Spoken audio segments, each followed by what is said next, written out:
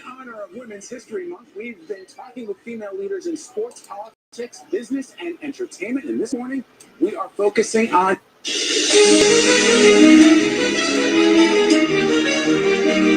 every Friday during Women's History Month. All month long, we've been celebrating Women's History Month, talking with female leaders in sports, politics, business, and entertainment. And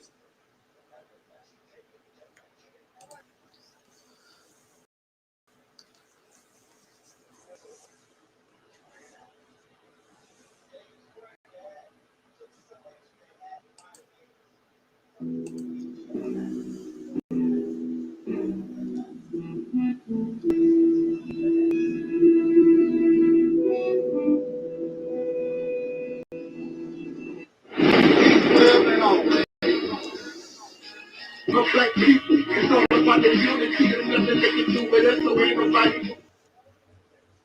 We are in a state of emergency. Wrote a song about it? Like to hear? Here it goes. Free your mind.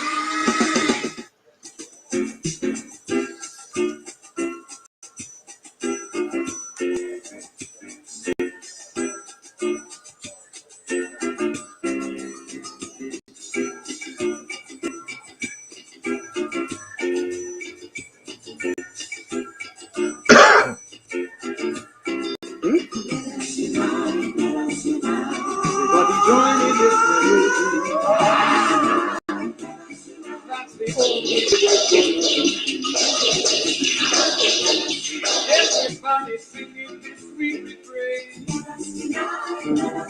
Sing this melody. Well, I'm talking to you, the Christian and the Hebrew. Everything to do, we got to unite, or else we are through. Everybody singing this sweet refrain. Sing this melody till it's get in your brain. Everybody singing this melody.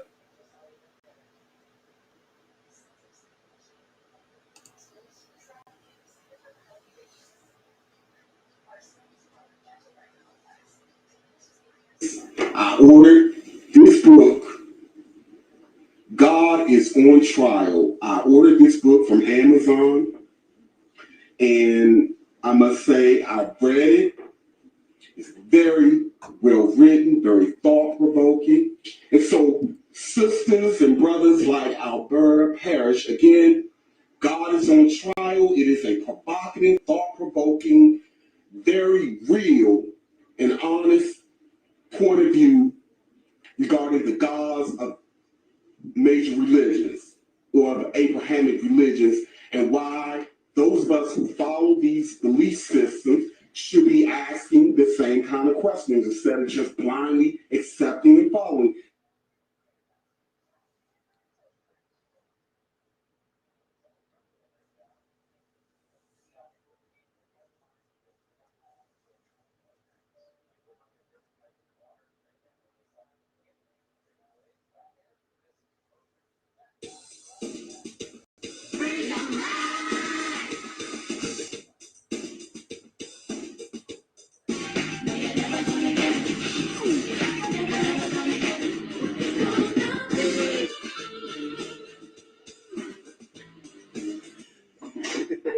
About Terry frowning like that with her out because she's cute. That's all I got to say. She grew. Terry thinks she's cute. Huh? Thanks, hon. She came out with a different attitude. I feel like a man to me. I know we get off video. That's all school. Life has changed.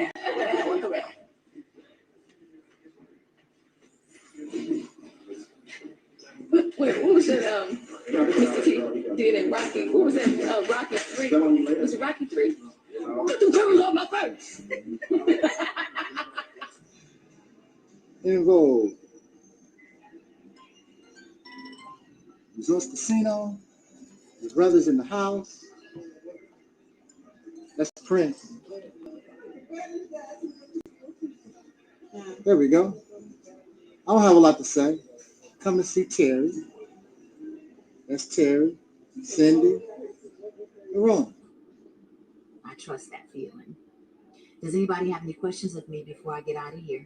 Let's see what you guys are saying. What's up, Soul Sister Rona? Hey, Taalik. I'm the brother that did my Mike Jackson in Tunica, Mississippi. Hey, now. Hello, Terry. Respect. Bless up. Bless up. Bless up. Come to see Terry. That's Terry. Cindy. Ron. It's Terry. It's important for the Black youth, especially, to know that we did have a history and that we did great things and that we had great people, and those things were not in the history books when I was in school. And what I'd like to be doing 5 years from now is attempting to rewrite the history books so that they'll know that.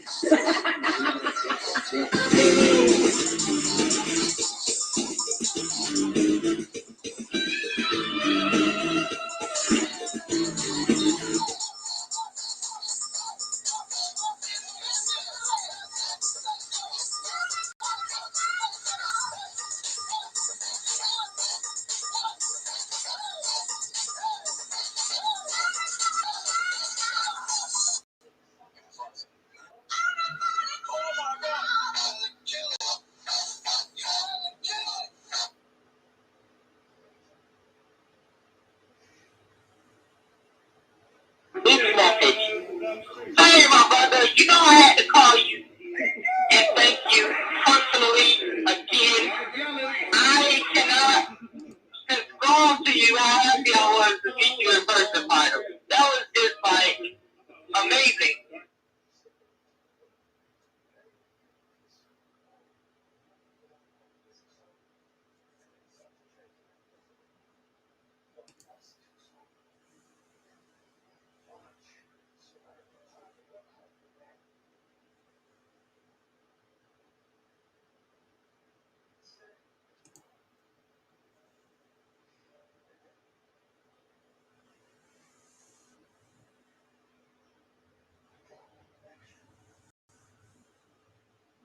Okay, thank you for donating to my uncle Taalik. I appreciate it, and I know that my family appreciate it because he's been on our lives for a year now. So, yeah, and I just want to say thank you because, yeah, I'm happy. Yeah, we love you guys. Bye. Bye. Peace forever and always. Peace forever and always. Peace forever and always.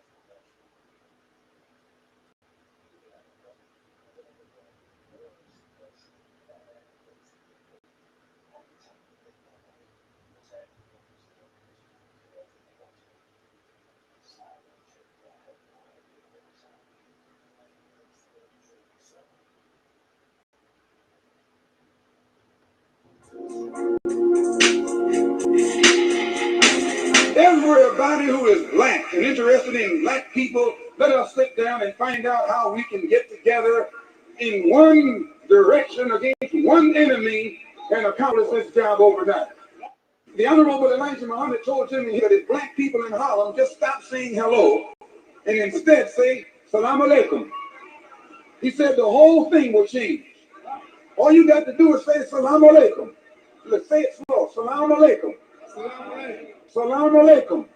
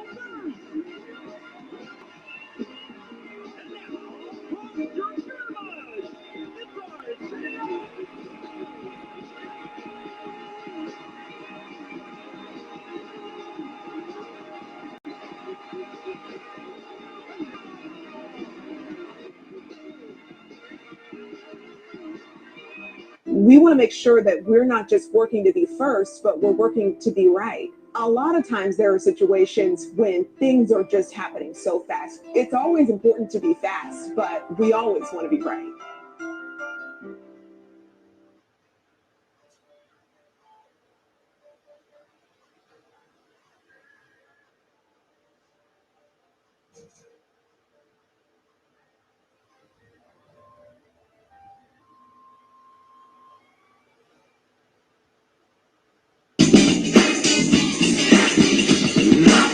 To ring out in perfect harmony, Terry Ellis becomes the first of the divas to offer the world her singular sound. And she does just that on Sunday.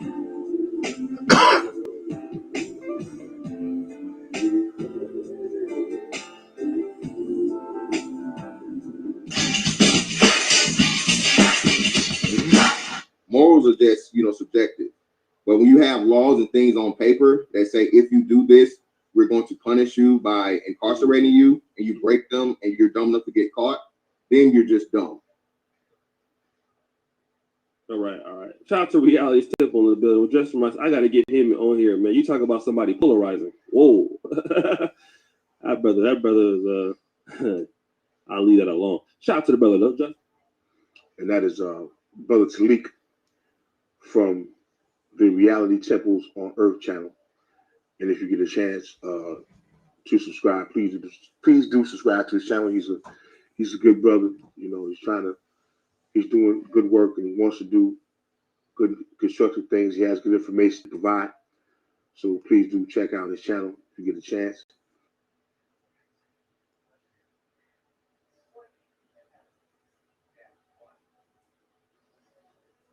Come on, then.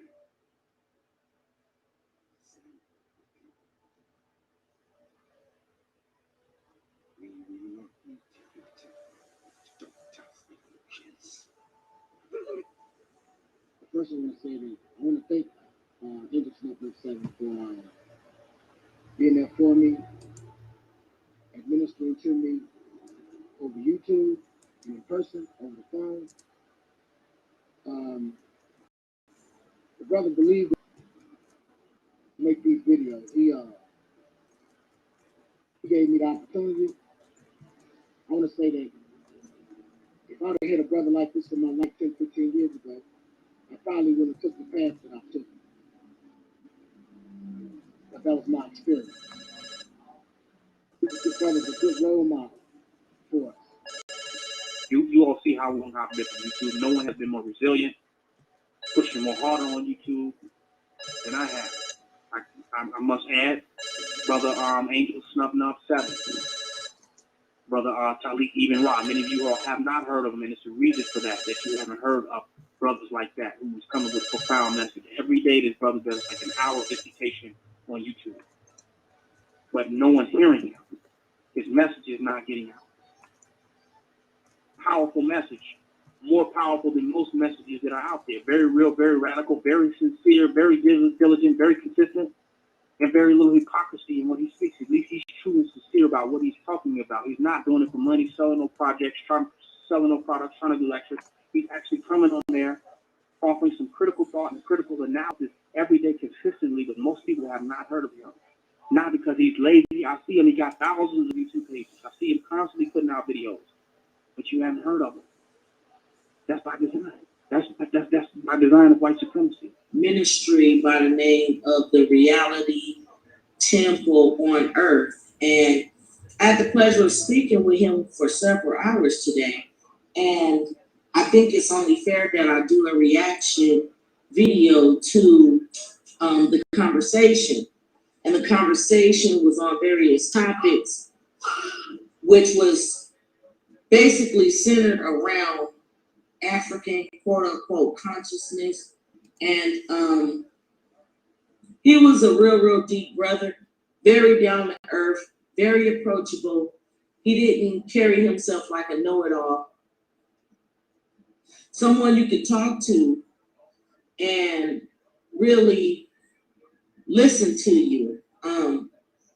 It was such an honor to finally meet somebody over the internet that has a ear to listen, and not only an ear to listen, but will take full action on what they stand for. Hi, my name is Deborah Kennedy. I live in Texas, and I listened to Taalik's video regarding failure of prayer and God's so-called promises.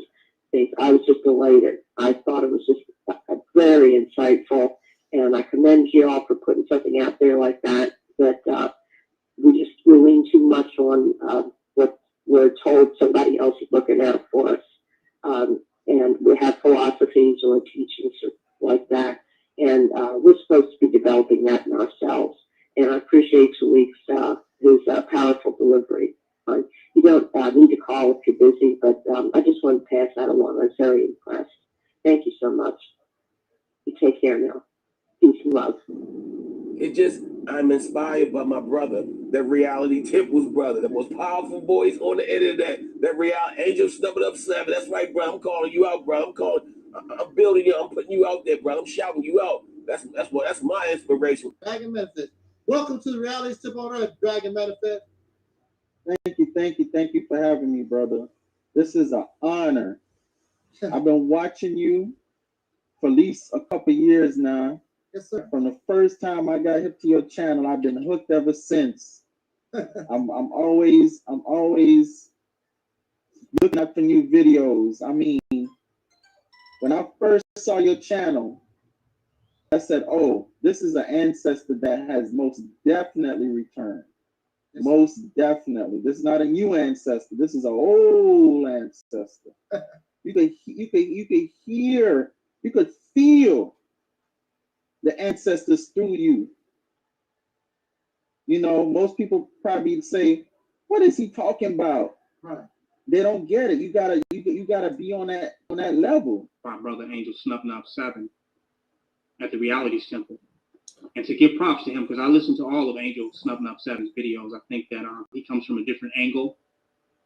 And there's a powerful message in a lot of the videos that he put out, and I try to catch all of them. I look at him as a free thinker and a person that's willing to challenge those of which you don't agree with or which he may think differently from, and I really respect him for that. He's challenged KBS, and he has also challenged the Black supremacy movement as well. And I have nothing against that, because that which cannot be challenged cannot stand and will not stand and will not survive the test of time. How many challenges we can withstand will determine how long we will be able to stand. And my name is Myron. They call me Sniffy. My name is Myron Johnson. They call me Sniffy. They call me Sniffy. My cousin is Dr. Omar Young. I'm here to give y'all a message. Y'all better leave my cousin alone. That's what y'all better do. Himself, and you don't realize it. You don't realize it, that God has been in prison. The devil was able to imprison God. So right inside your own self, your God self has been in prison, and you have a false sense of self running rampant inside the temple. This is why, you understand what I'm saying? You have to bring Reality Temple here on earth. Reality Temple here on earth, because we have to realize the enemy is running rampant inside this temple. And when I did my website, you were the only brother. And let me stress that, because when I did that website, blackcommune.net, and I did the video and I asked the Black YouTube community, the so-called Black YouTube community, to give me your videos, because at the time a lot of brothers were getting flagged and videos taken down. So I said, you know what, you can put your videos on my website so that the message can still be heard here. You know, something like, you know, a little I made that website for everyone, but you were the only one that gave me permission to use your videos. And I thought that was very honorable of you, and really a testament to how much you cared about the Black community. We're talking about not falling into the teacher trap, not falling into the website trap. So today, what teachers can you learn from? We just told you that the Akawu tells you that we're all a great teacher at the same time.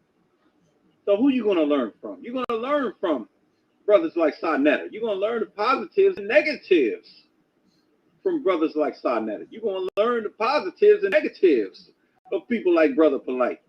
The positives and negatives of people like Sarah Seti. You're going to learn from Maurice Muhammad, Taalik Ibn'rad. You're going to learn from Nettercat. You're going to learn, you definitely going to learn from King Noble. You definitely going to learn a little something, something from Brother Daku.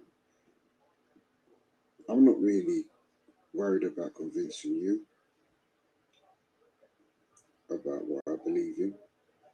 My main concern is to find people with the like-minded minds, like Minister, the Realist Temple, the Reality's Temple on Earth.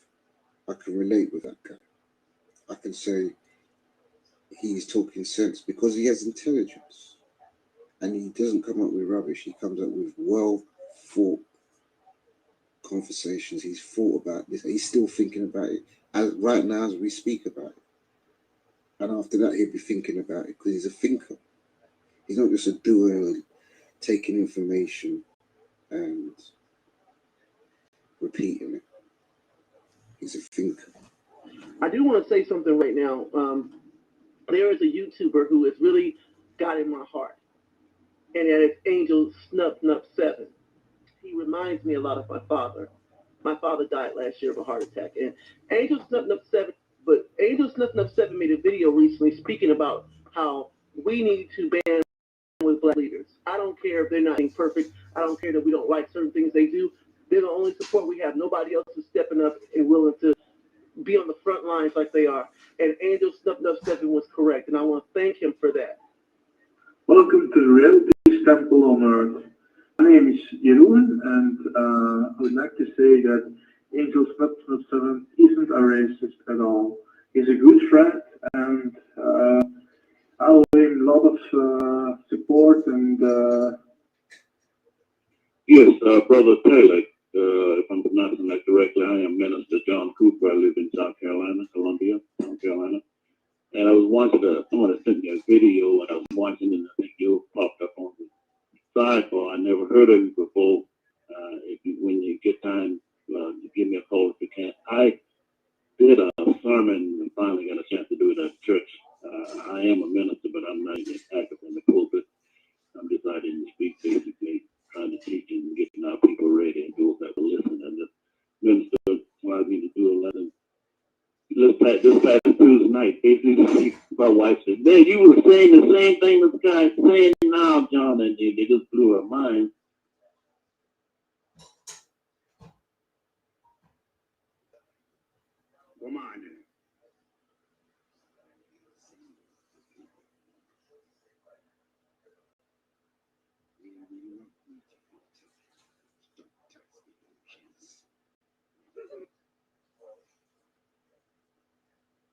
Let's be honest. If black folks are going to get reparations, then they're going to need a four-star general's approach to it. It will have to be approached in an organized, sustained, military-like way. A flamethrower of a man will have to be the keynote speaker concerning reparations. Brother Malcolm would have been the perfect man to go into the United Nations to pressure the power structure to give us reparations. But he's no longer with us, and his brothers who helped stop him haven't picked up the tab. They weren't serious. If reparations is going to be addressed, then a serious individual like this brother named Taalik Ibn'rad should be sent to the UN to speak before the General Assembly. Taalik has the qualifications to be taken serious. He's been consistent in his seriousness. He's a man that's not going to go into the UN and bite his tongue. He's going to express how he really feels. He won't modify his delivery. He won't flip the script, buck, bow, smile, and beguile. He'll let the power structure know how black people really feel. and why they need restoration for the mental and spiritual destruction done to all of us. Go get him, wake him up in the middle of the night, and bring him to New York. He'll come in a clean but wrinkled undershirt with a loose-fitting collar. He might come in a robe, maybe in a suit. He might drive a truck to the UN. But you can rest assured, Taalik will be coming as himself. And once the world hears him, the fight for what black folks need will be over. It doesn't matter if Taalik is the opening or the keynote speaker. All you have to do is hear him, and you'll be hooked. What? Meet you at the old Autobahn so we can rally up and organize the people? Haven't you heard that place is always closed? The old ones in the power structure vowed that they would never again give the people that kind of space to assemble. They are scared of Malcolm's ghost now returning to the crime scene. That's why that place is always closed.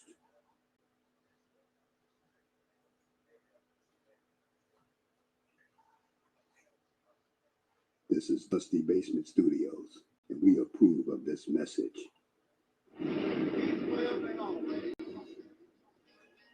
Black people, it's all about the unity and nothing they can do with us. So ain't nobody in a state of emergency. What the song about it? Like to hear? Here you go. Free your mind.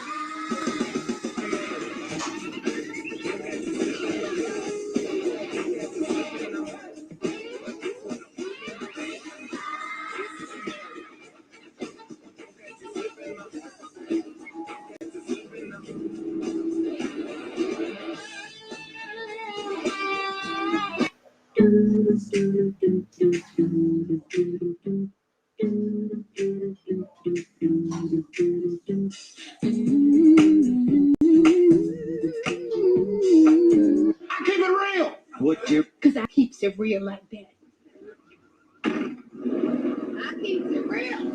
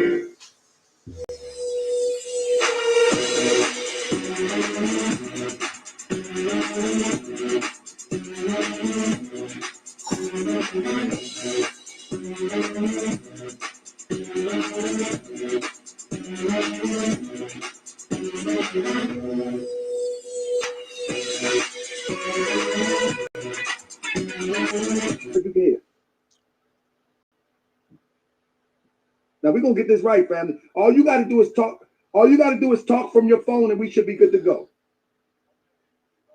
All right, let me see. Somebody said one, somebody said two, somebody say no. Okay, hold on, hold tight, hold tight, hold tight, hold tight. I got you. I'm trying to just. All right. Hey, my troll's in the house. What's up, troll? All right, now, okay, let me see. Now keep talking. Can y'all hear him now? Can you hear me now? Can you hear me now? 1, 2, 3. I think they can hear you now. Hold on. 3, 2, 1, 1, 2, 3. They got you. What the heck? I got you. Hold up, hold up. All right, here we go, brother. So, brother, what is your name? They said you're kind of low, so I'm gonna turn the mic around. All right, and I'm gonna turn the mic up a little bit.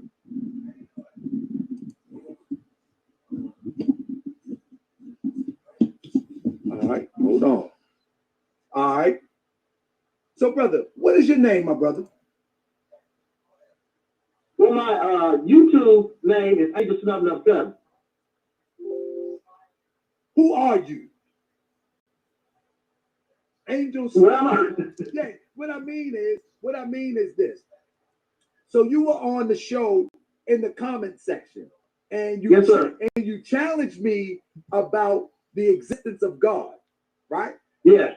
Right. That's out. And after speaking with you, I said, man, you have some outlandish, you have some very unique, you have some. I seen myself a little bit in you, but then I said, hold up, let me get a full scope on who this guy is, and I think it's good for you to as we also going on looking into basically a report card of our organizations. And what really wanted me to give you an interview was you also presented a solution.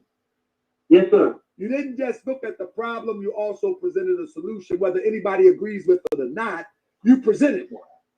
You feel what I'm saying? So can you tell the people a little bit about yourself?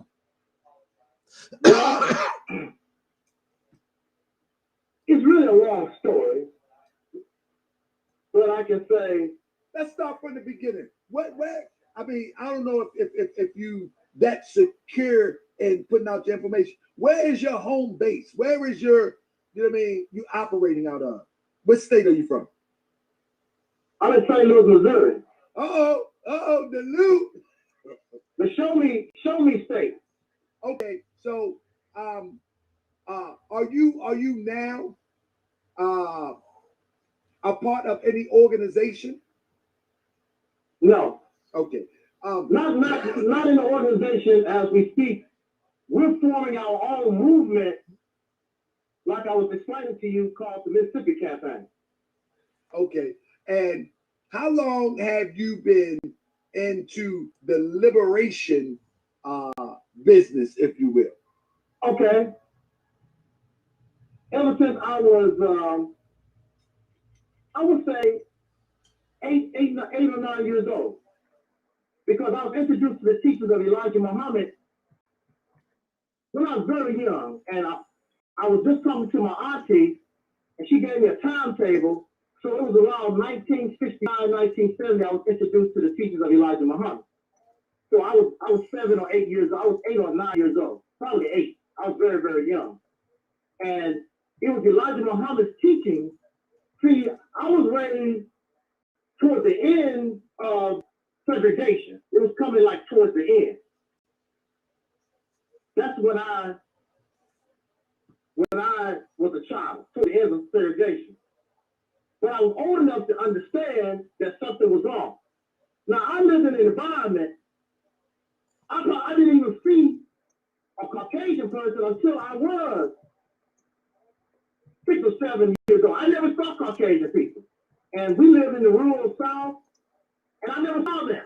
All this civil rights stuff, all this thing that was going on, Jim Crow was going on around us, I never saw a Caucasian man till I was walking and running around. I didn't know Caucasian people existed. Can you imagine that? I didn't even know these people existed. Until one day, my grandfather, who was a sharecropper, I was out in the field. I never had to pick cotton. My mama, grandparents, and everybody, they picked cotton. I picked cotton because it was fun. They picked cotton because it was for a living, you starved. So one day, this Peckerwood showed up. I guess he's the one that owned the land or whatever. And I'm looking at him like, what the hell is that? I've never seen a Caucasian person before. And he was one of the worst examples of Caucasian hood. You know, but that was the first time I saw my grandfather act different, because he was the man of the house. You know, Mr. Macho in the house. But when this second one showed up, I noticed he dropped his head and he talked low, and that was very strange to me. I never seen my grandfather buck down to nobody like that. So it made me wonder what it is about this strange-looking guy that made my grandfather bow down like that. Because my grandfather didn't bow down to nobody. My grandfather was a big man, almost 7 foot tall, big. You know how the brothers is. So when this cracker showed up, he put his head down low, started pointing toward the field. I didn't understand that. And later on, I had relatives that was introduced to Elijah Muhammad's teaching, And they came from New York and brought the teachers down to us. And my mother was not interested in that Muslim stuff. And my people gave my mother a whole bunch of all of Elijah Muhammad's books. And she threw them straight in the trash.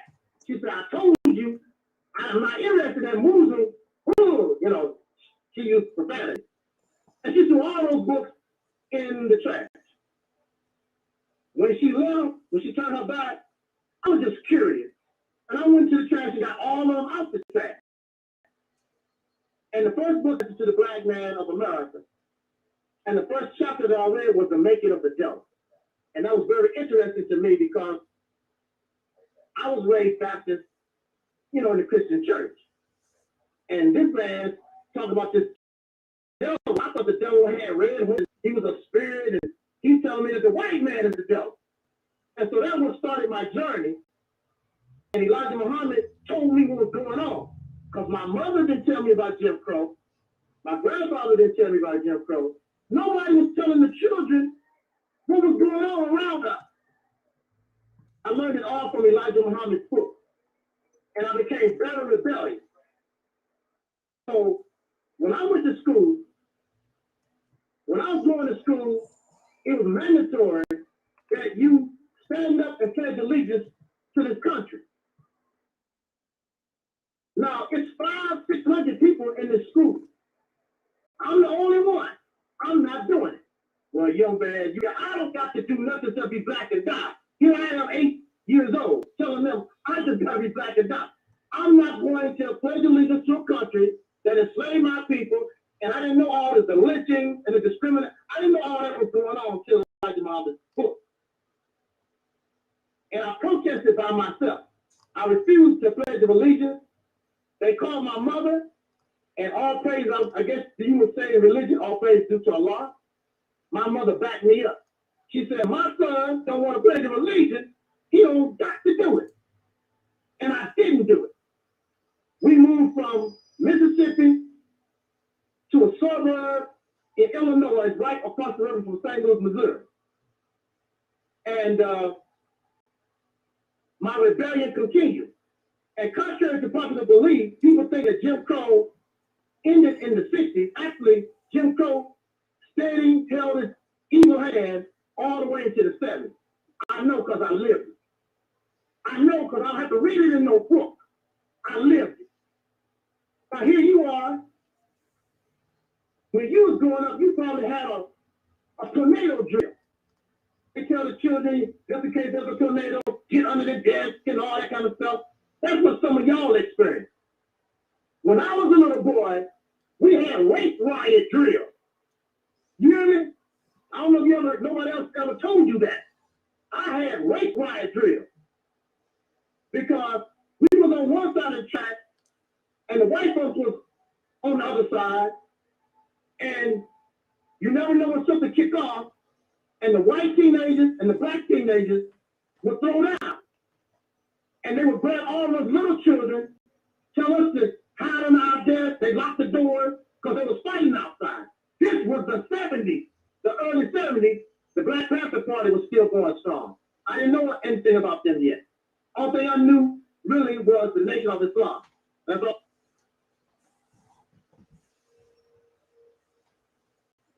Oh. You all right, brother? Okay. I was just wondering. Okay. So, that's what I had to do when I was growing up. And the Nation of Islam inspired me. Elijah Muhammad became my father.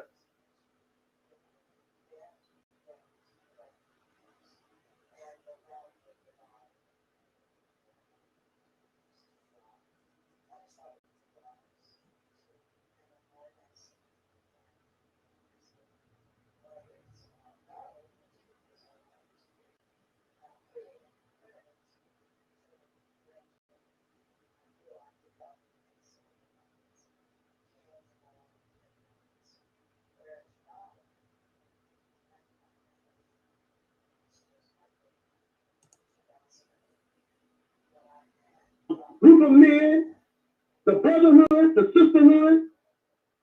They was looking good, standing strong, all about us black people. I loved it.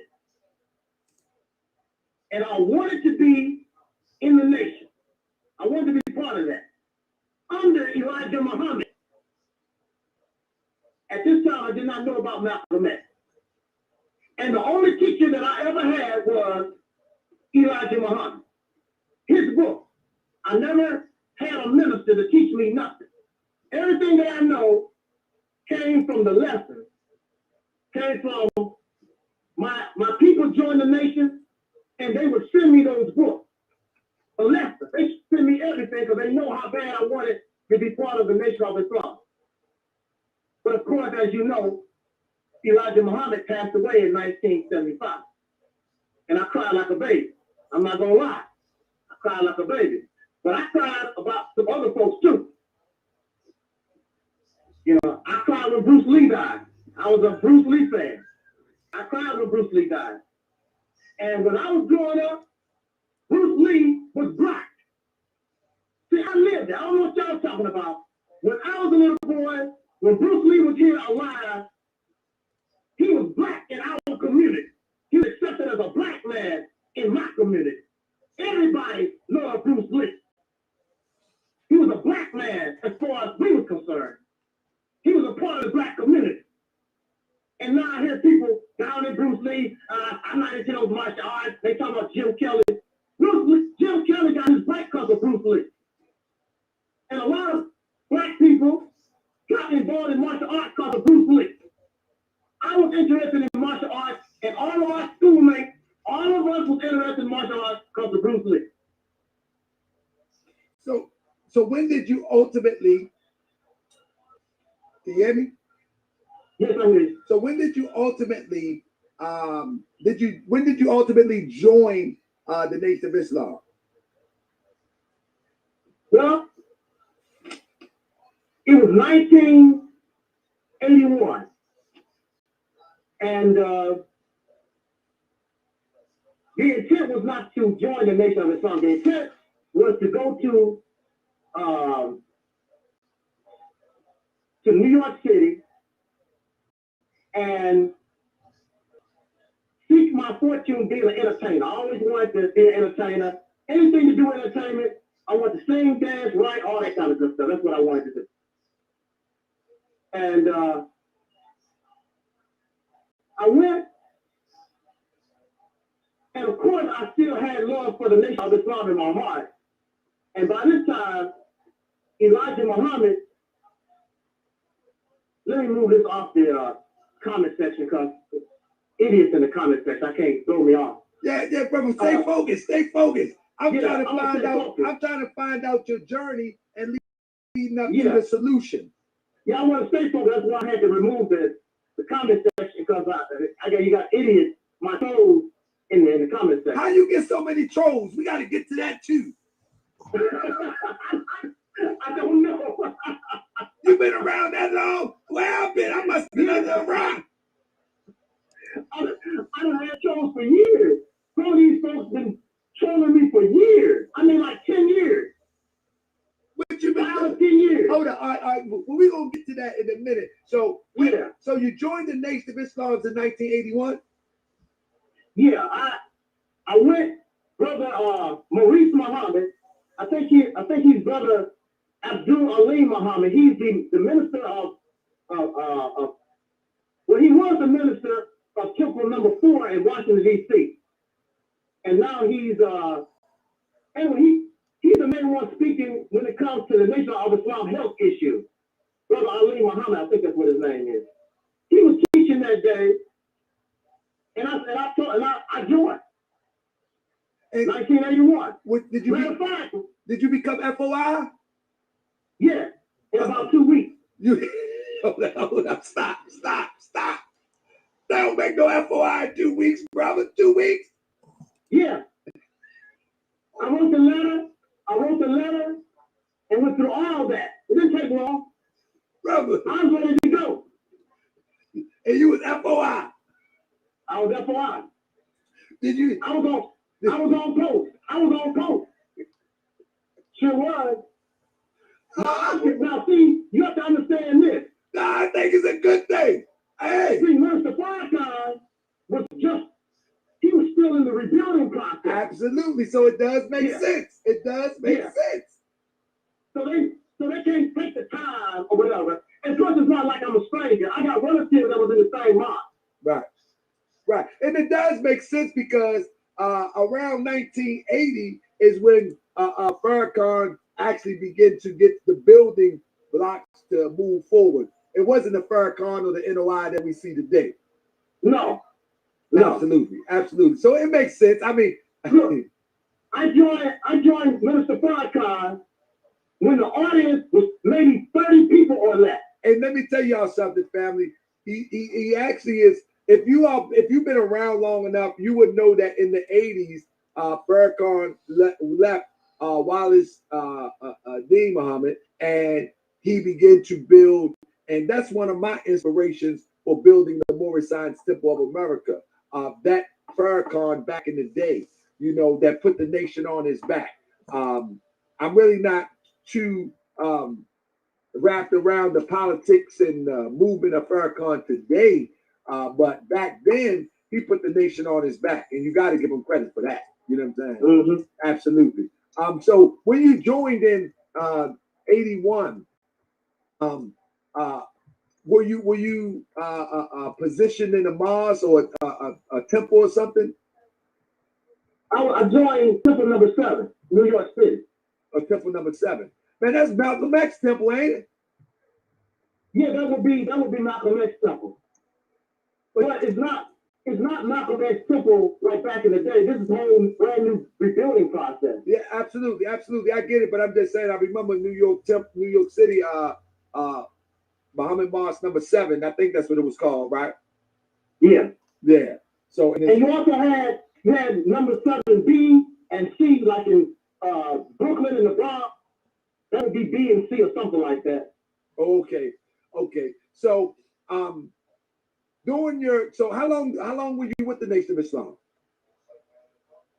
I was with the Nation of Islam, I would say 3 strong years and 6 weak years. That's what I would say. Okay, let's start with the strong years. What would you consider to be the strong years? Between 81 and 84. Okay, you was a frontline soldier. Oh, no doubt. No doubt. I was willing to kill a brick for Farrakhan. And Farrakhan wasn't the same. He's not what he was back in the 80s. He don't talk. He don't talk like he used to back in the 80s. He's watered down the teachings, and well, that's a whole different story too. It's just not the same. Well, I've seen some people in the chat that's familiar with you. They said that you don't play no games, that you be coming at the minister. Do you actually? Is that some people say that? You know what I mean? Do you actually be coming at the minister? This is how I would say. I have nothing against Minister Farrakhan, but then I do have something against Minister Farrakhan. Because like we talked earlier, if it wasn't for Minister Farrakhan, I wouldn't be talking to you. Matter of fact, I would even say this. Minister Farrakhan and his rebuilding process of the Nation of Islam, that's what brought all this so-called black conscious stuff out of the wilderness. Because, and I'm saying this from my experience, because I was on the street. There was no social media in 1981. I was on the street. So I can say this because I was on the street. All this Kemetic, Hebrew Israelitism, I take that back. There was a few Hebrew Israelites on the street. And most of them, they actually live in Israel now. The ones that I remember, they actually live in Israel. When I was in 81, that brother took his people and they actually went to Israel. Now, all this other stuff, there was no new Black Panther Party, and there was all this other stuff that you see that did not exist. The activity of Minister Farrakhan I'm not saying it didn't exist, but all this stuff started coming out the woodwork because of his activity. As the nation began to rise and become strong, all this other stuff started coming out the woodwork. He caused that. And you got to give that man credit for it. And you talk about Minister Farrakhan and whatever, but I give credit where credit is due, because if it wasn't for that man's activity, look, I was 18 years old. This man was the strongest example of manhood we had in the country. He was bold, he was strong, talking to these suckerwoods in their face.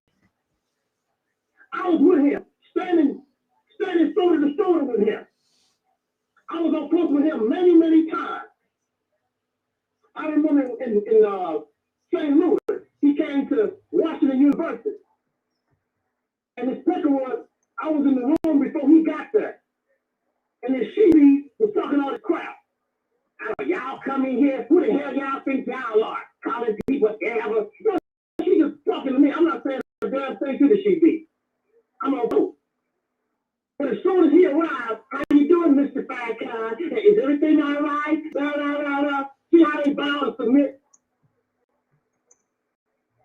She doing all that talk to me, but when he got there, she shut the hell up and bowed down to the power. I loved it, man. I love that. I love that kind of stuff. I loved it. All around the country, from LA to New York, Detroit, New Orleans, I traveled everywhere. Wherever Brother Farrakhan went, we try to be there with. 18 years old, I was a rolling stone. I put my body countless times in front of his body, willing to take a bullet. So see, that's why I have the right to speak on this man. So I have the right to say anything I want to about the nation of Islam, because I put in the work. And the reason why you can listen to Farrakhan, and the reason why you can do what you do, because of me. And all those in 1981, 82, I just think don't have to ask that. Where are you? Some of these suckers talking this crap, you weren't even born yet. And if you was born, you're still sucking Similac off your mama's breath. That's what you was doing. Crawl on the floor, you taking a doodle and a pee on yourself. That's what you was doing. And now you got a little age on you. You don't come here and tell me. You can't tell me nothing. But I'm living the history. Are you disgruntled with the minister? I'm gonna get back to the interview of the rise of what you're doing now. But are you disgruntled with the minister? What do they mean by disgruntled? What I mean is, are you disappointed in the direction that the minister went? I'm that, yes. And what disappointed? Some people compare me to a disgruntled employee. A disgruntled employee gets paid. I never got paid a dime. You ain't giving me nothing. So let's rewind a little bit. Were you one of the original paper sellers and bean pie sellers on the corners that we were so used to in the 80s and the 90s? Yes. The original Farrakhan newspaper was printed in Minister Farrakhan's house, I think in the basement. When I joined the Nation of Islam, they was printing the Final Call, volume number 2. When I joined, they had a volume number 1. I don't know how many issues the volumes is, but when I joined, they was on volume number 2. And my temple, I joined the St. Louis temple, and St. Louis is only 300 some miles from Chicago. And we used to go back and forth to Chicago all the time. I don't know if Mr. Farrakhan still has that house, but that's where the original papers came out of his house. And we would go get those papers. Now, Mr. Farrakhan, I'm not saying that me and Mr. Farrakhan was buddy. It wasn't, I never had a relationship like that with him. But I was around him a lot because St. Louis wasn't that far from Chicago, and we used to go back and forth to Chicago all the time. And I had the brother who was a mechanic work on Minister Farrakhan's car. Minister Farrakhan, when I knew him, there was no $1,000 suit. There was no $500 shoes. There was no limousine. None of that existed. He had two cars. It was a broken down Cadillac and a broken down Lincoln. And me and Brother Frank was the official National Islam mechanic, and I was free, so I would go with Brother Frank to Chicago to keep Mr. Farrakhan on the road. And Brother Frank was a master. He's probably deceased now because he was a very old man at that time. Brother Frank was a master mechanic. We went to the junkyard. I don't know. Are you familiar with the Ford Maverick? Absolutely. Remember in the 70s, they used to make a lot of small cars. Yeah, Ford Maverick, absolutely. Yeah. Myself and Brother Frank, we went to the junkyard and got a Ford Maverick and towed it back to the mosque. Before the week was out, you heard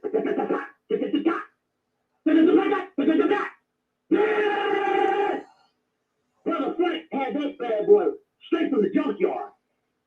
And Brother Frank melted down spoons and forks and crap to make parts he couldn't get and made them cars run. So the best is you said 6 good and you said 6 not so good.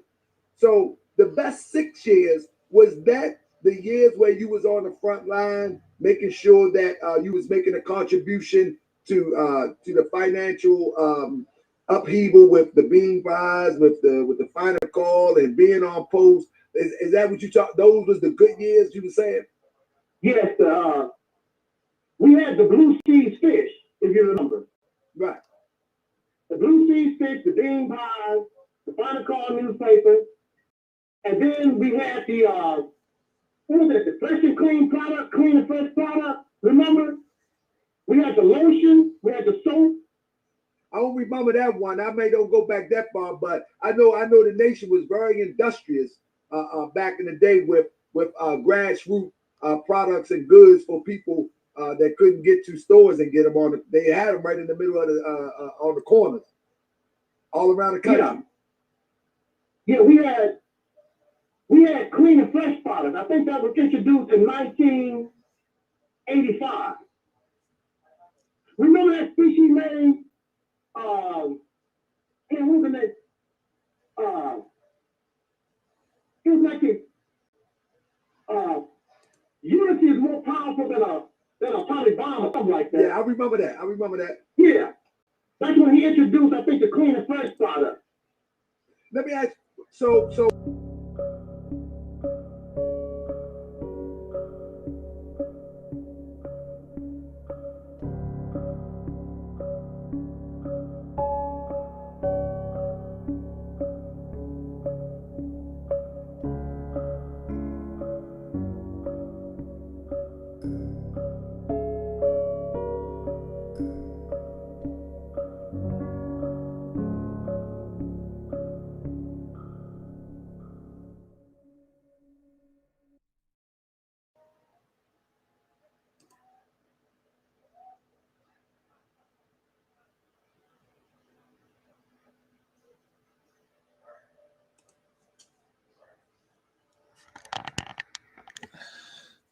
All right. I hope that y'all don't mind me interrupting this live stream. Actually, it's sort of boring to me because we've seen that interview before. I want to send a shout out to Morris World TV and the chat room and all those on Morris World TV. Actually, I just played the video just as a test to see how this channel is going to handle live stream. I really didn't have an intent to really let it play like that. I wanted to see what kind of viewership I was going to get on this channel here, and it seems as though we're still in business. I'm so happy to see all of you here. I'm getting over a cold. Had 2 colds back to back. Ugh. Woo, congestion. Can't breathe. Make you feel like you're gonna die. It's a terrible thing. Terrible thing. Shout out to everyone in the chat room. Just Acting, Jay the Great, Deacons of Reality, Sister Ann. And where's Mello at?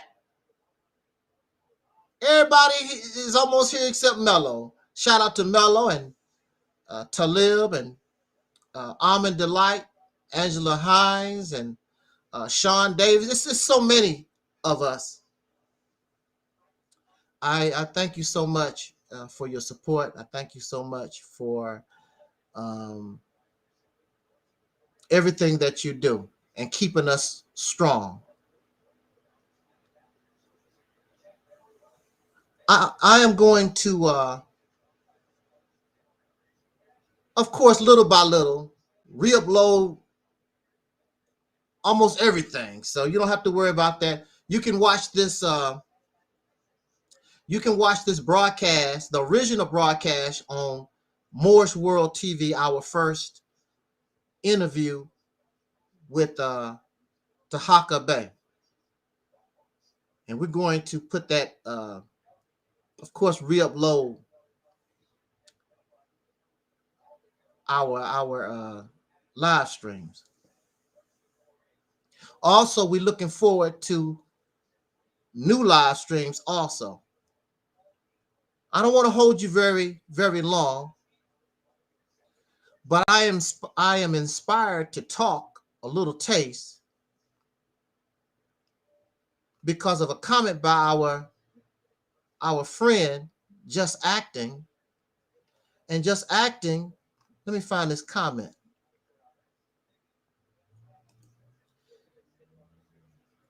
Just Acting says, many of these YouTubers who claim to be pro-Black don't have the revolution acumen like Angelsnupnup7. Hold on a second.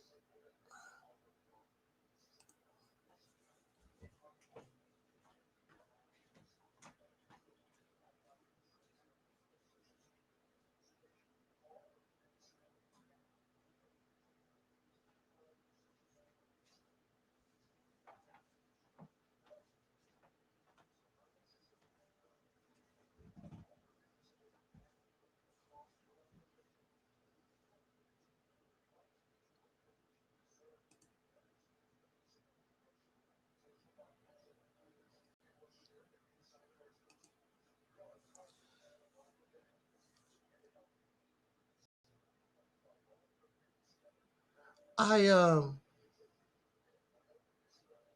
want to say to you, I want to say to us this. I am not the bravest person on the planet. I am not the smartest person on the planet. I'm not those things. However, this is 2022. And for me, being around in this struggle, listening to all these different ideas and watching in these personalities for over 45 some years, for me,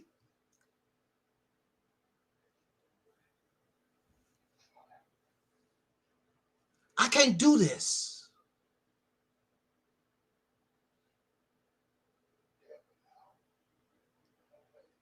This is not revolution. This revolution, liberation, movement has been hijacked by a bunch of entertainers. They want you to go on Facebook and like memes and want you to clap and hoop and holler like we in church.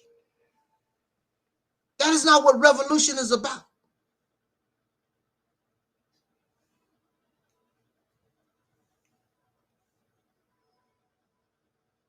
This situation that we find ourselves in, it's not funny to me.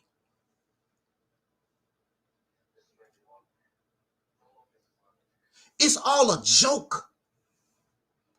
And that what gets me angry, that what gets me upset, because we're looking at it as a joke, a comfortable ass joke.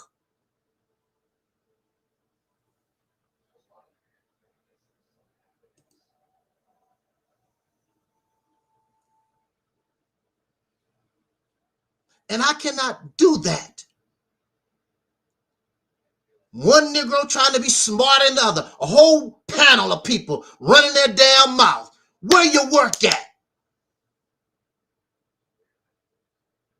You're still a slave.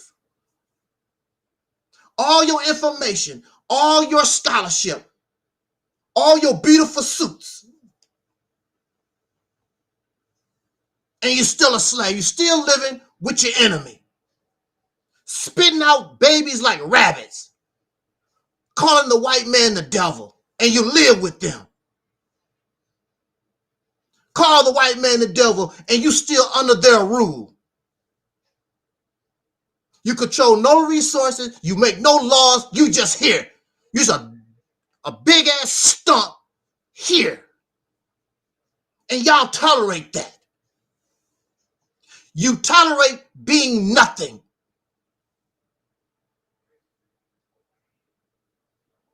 You can't even talk without YouTube. You can't even talk without Facebook.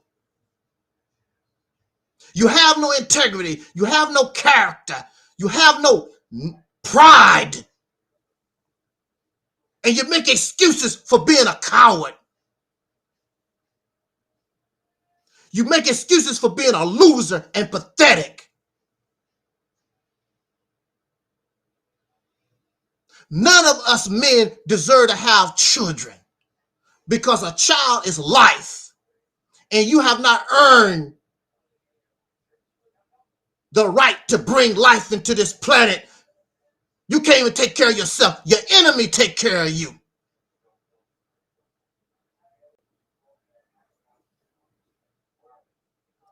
You have no pride at all. Now for the coon, for the Sambo, people that y'all call these names, it's expected. But the Pan-African and the pro-black, you ain't no damn better. What do you do better? What do they do better? Except run their mouth. You got a man out here, took in thousands of dollars to build an African Center school since 2014 or earlier, and you don't have nothing that's acceptable. You tolerate that. That's all right. You got people like Louis Farrakhan talk about, oh, the black man is God, and we're gonna build hospitals, and we so great, and talk about building pyramids. Where your pyramids at? Where your hospitals at? You're just running your mouth, and we just giving out money. This is tolerated. This is acceptable. These women, you spreading your legs for a man that cannot fight for you. He cannot even protect you. Oh, he cute. There you go, spreading your legs, spitting out babies like rabbits. He control no forest to build a house for you and your children. He control no rivers to bring water so that you and your children can drink. He don't make baby diapers. He don't make baby shoes. He don't do a damn thing except look cute and talk tough. Y'all spread y'all legs and making babies for a man that don't deserve no children at all. In the old primitive days, so-called primitive tribes, you had to prove that you was a warrior and you was a provider before you could have a woman. You had to go through manhood training. You don't get nothing. You got to prove you're a man, that you're willing to fight for your tribe and you can take care of your family before you can get no coochie at all. And it was a high price. But in America, you can be a man and basically these women just give themselves to you for free because you cute, because you got a couple of dollars in your pocket, but you a scared ass bitch. You ain't gonna protect nobody. You don't provide. You don't do a damn thing.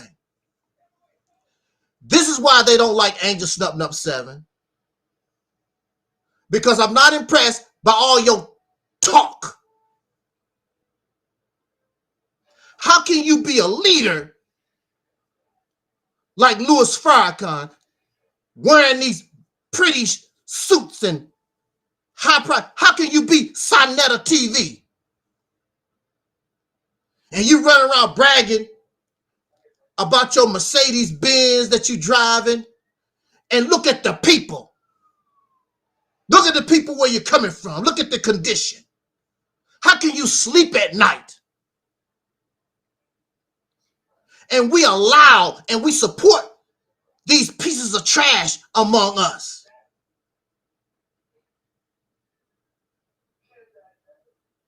I am ashamed to be a black man in this country. We are so weak and pathetic. We have no character. We're cowardly. We're a bunch of losers, and they don't want to hear the truth of the matter. You build nothing, you got nothing. That's why you always have to turn to your damn ding-a-ling. Take your ding-a-ling and sling it around and brag about your children. Your bloodline. Your bloodline ain't shit. I'll be ashamed to be related to you. You're not no warrior. You're not no king.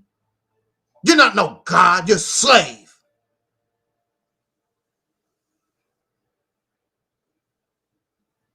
That's why they don't want to be around Angelsnupnup7. I'm not impressed. I want earth to call my own. I want laws I can call my own. I want to do my own thing. When you come here, this is my house. You obey my laws.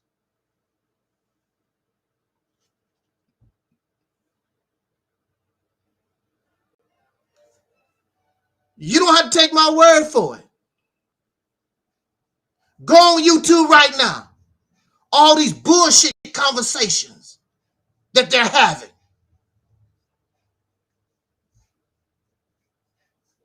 Nothing conversations about history. Trying to be smart.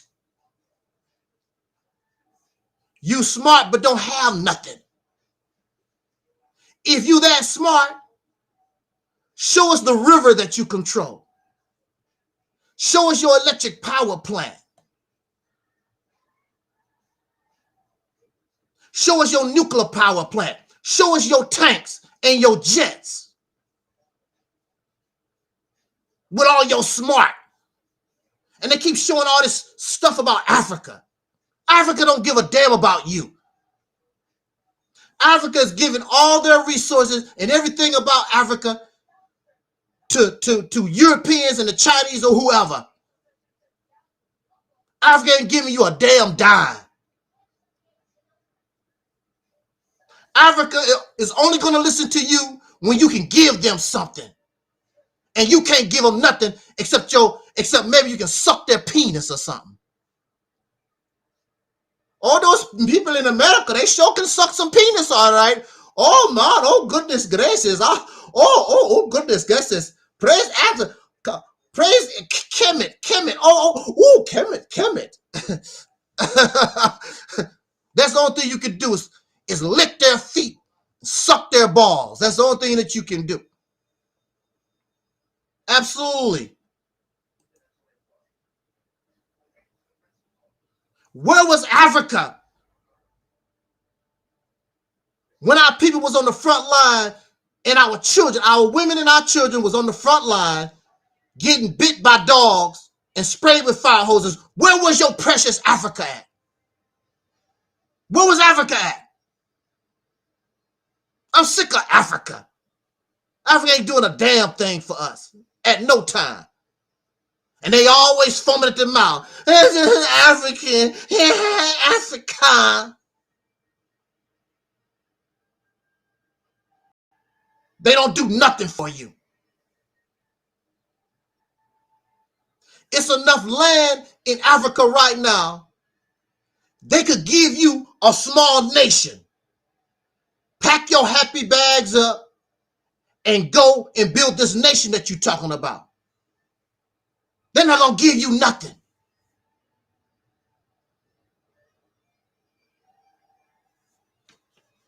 Of course they don't like Angelsnupnup7. Because I'm pulling your whole card. Put up or shut up. All this entertainment.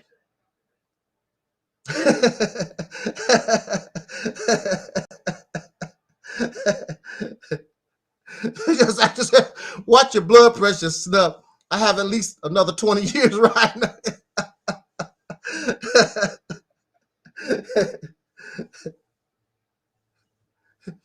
We don't play no games here. I want mine. How you gonna think you're gonna get it? There's only two ways.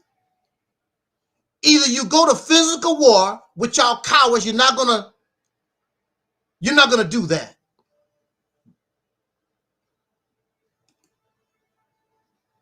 Or you are slick enough to outslick the slickster. You can out-trick the trickster. We offer the Mississippi campaign. The Mississippi campaign is a strategy where you out-slick the slickster, out-trick the trickster.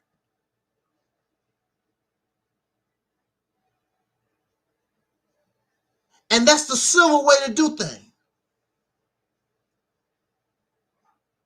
But if you want to get down, let's get down. A lot of us ain't going to make it, but you're going to show these bastards we the wrong one to be playing with. I'm not no joke. You're going to stop sending us to jail. You got a damn problem. We're going to give you a reason to send us to jail. We're going to give you a reason to send us to the morgue. Tired of playing games with these people.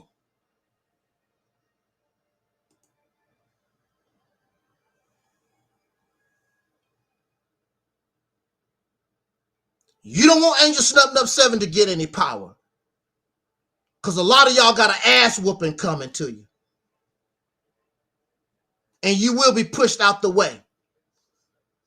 This people deserve liberation. This people deserve real freedom. They deserve happiness in their life for a change.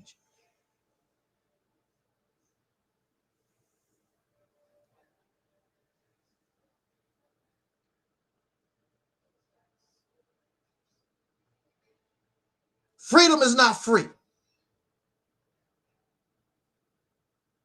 Freedom is not free. Somebody got to pay a price. You always talk about the white man do this and the white man do that. They paid a price. These people came here. They fought the native people. They fought mosquitoes. They fought the weather. They fought starvation. You think that they got America for free? A lot of people died. A lot of people suffer. But here you are. You think somebody's going to just give you something on a silver plate, and your happy slave ass, I free, black power, African, That ain't how things work. Y'all live in delusion. You want to put on your pretty clothes that your massa allow you to have. You get to play on social media. And you want to sound tough, and you want to sound smart. Don't have a pot to piss in. The Mexicans don't have no respect for you. The Chinese have no respect for you. White folks here, nobody don't have no respect for you at all. Because it must be earned. And it must have substance, and it must be real. Not to boast, not to brag. But when I was locked up, those people respect me simply because I was a fighter. And they know what they was doing to me every day. And I took it. I took their harassment. I took their bullying. I took their lies. And I still was a rebel. And even though they was whooping my ass every day, they still respected me. And even the other people, they had a respect for you because you was real about yours and you still was willing to fight. You took your ass whooping like a man. You're not willing to take your ass whooping like a man.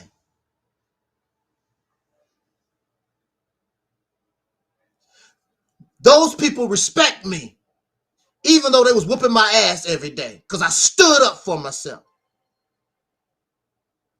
They don't respect you because you stand for nothing.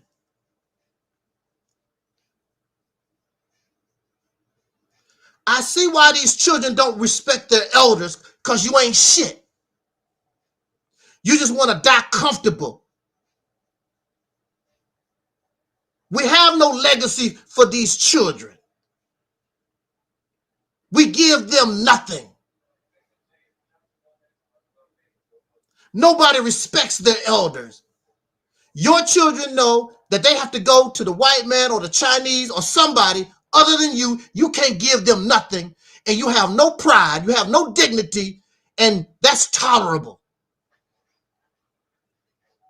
And you can't get yourself together because you don't like somebody. Well, I would do such and such, but I don't like Sister Ann. I don't like them twins. I don't like just acting. What you don't like. So I guess you like being a damn slave then.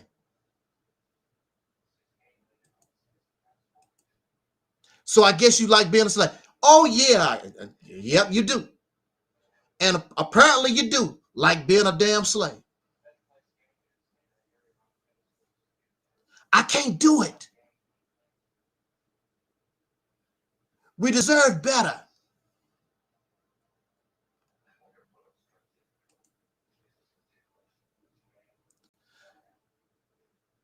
It's these idiots on YouTube and social media. It's not really like the people really don't want to do better. It's these preachers and these personalities. They are personalities. They are not revolutionaries. These personalities, these celebrity seekers and these religious preachers, and it's them in the way of the people from rising and taking what is rightfully theirs, holding us back. So of course they don't want you to listen to Angelsnupnup7, because I'm just like that patriot from the Revolutionary War, Patrick Henry. I'm like, give me liberty or give me death. Freedom is not free. The reason why you're not liberated, the reason why you're not free, because you have not earned it, because you don't deserve it.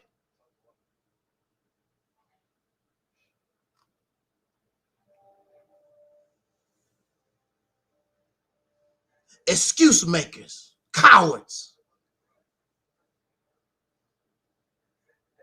These are the children. What makes it so bad? These are the children of those who was fighting in the civil rights era. What the hell happened? What's wrong with you? Your grandfather and your parents stood up against an enemy in the 60s and early 70s. What happened to their children? Look how pitiful and pathetic we are. My family is guilty. 40, 50 years old. Just a bunch of comfortable ass Negro slaves hoping to die comfortable.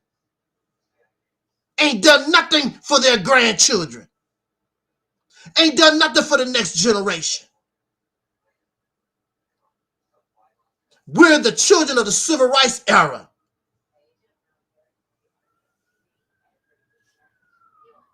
What the hell happened to us? We've done nothing since the civil rights era. You should be embarrassed.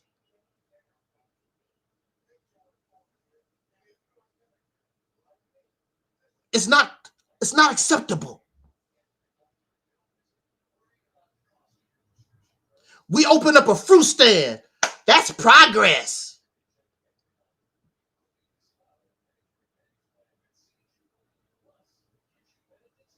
We open up a bank. There's a new bank, I think. I saw on Facebook, the Bank of Greenwood, that rapper Micah, whoever, got something to do with it. They open up a bank.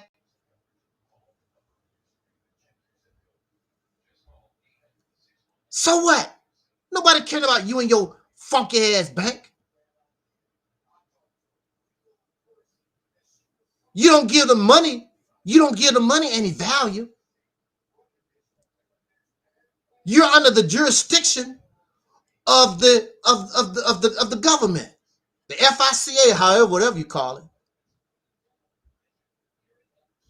So what? We always serve, even when it comes to our religion. Our religion comes from overseas, foreign stuff. If somebody don't translate the Bible, we can't even read it. There we go, follow. Jesus. Praise Jesus, Jesus, Jesus. Oh Allah, foreign. We always got to be somebody's servant. We always got to follow somebody, serve somebody. Some foreign person got to be our teacher. We too damn dumb and stupid. This is acceptable, right?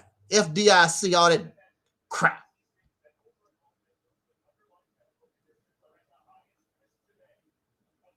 Aren't you tired of being a follower? Aren't you tired of being a servant? You got to serve God. You got to give praise to some Arab. Your religion comes from some foreign source.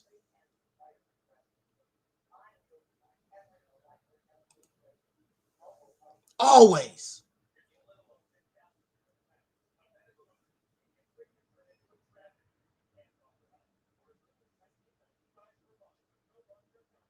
We can't do nothing on our own. We so smart, but we need all this foreign outside stuff. That Africa got to put Africa in the mix. We can't operate. We got to get something from somebody. We too damn stupid. We have no brain. We got to get stuff from everybody. Always serving somebody, following somebody, copying somebody. You have no character, no dignity, no pride. always somebody's servant, always somebody's slave. We don't do that here. It's not tolerable. It's not acceptable.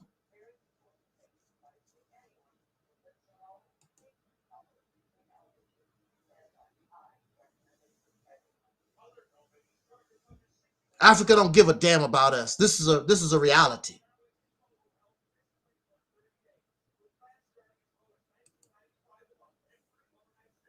Absolutely, just acting. When you listen, we're the only one. The rest of them are trying to, they want to become part of it and get their piece of the pie.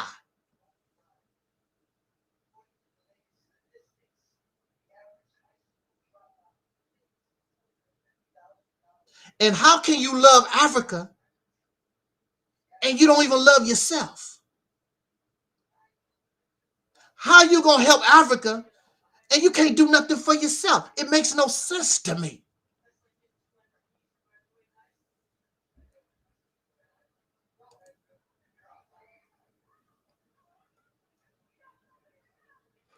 Africa don't give a damn about you until you can give something to Africa. Those people don't care nothing about.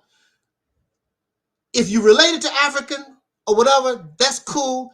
They don't care nothing. You do not hear them talk about, I got a DNA test to prove I'm related to African Americans. We the only dumbasses run around. I got a DNA test to show that I was an African. And then when you get the DNA test, it tells you that you are all mixed up. A little bit of African. Some of you might even have some Chinese. You got a little bit of all kinds of stuff up in you. And you just ignore that. I was an African. I'm African. Dumb stuff. They're not going out of their way to prove they are related to you. Matter of fact, if you took your happy ass to the right part of Africa, some of them would kill you outright. Because you're not them.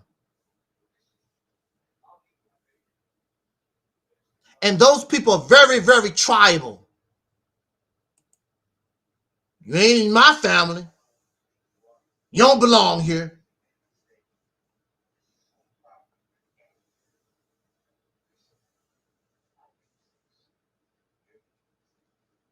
You have a delusional fantasy look about Africa that don't exist anymore. There's no difference between us and Africa except those people are on the continent. They are just stupid and messed up in the head as we are. Ain't nothing special about them. Greedy and selfish.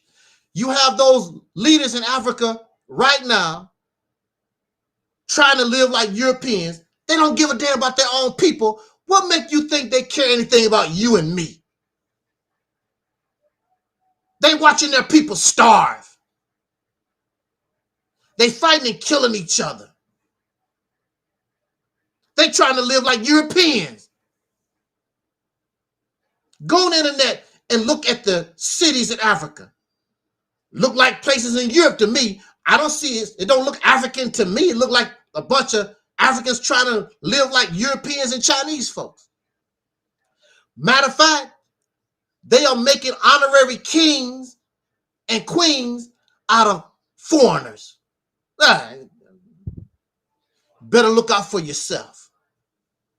You want to help them? Help yourself first. Gain some power, gain some influence, gain some prestige, and you can help them. You can't do a damn thing for those people because you have nothing. So, of course, they don't like Angelsnupnup7. I just saw that. I just saw that comment. Here, Brother Craig.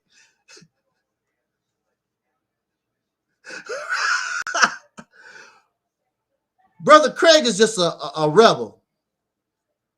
He's just a rebel. Brother Craig is smarter than he puts out. He's just a rebel against the truth.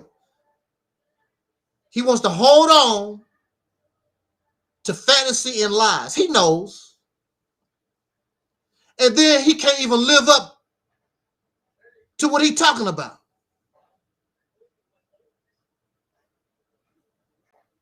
You're not going to Africa. You can't prove that you're connected to those people at all. You have no contribution to their history. They don't claim you. You're the only one making videos every day. I'm an African. Where these videos where people on the continent is claiming I'm a relative of some African American? They don't do that. You're the only one doing that kind of stuff.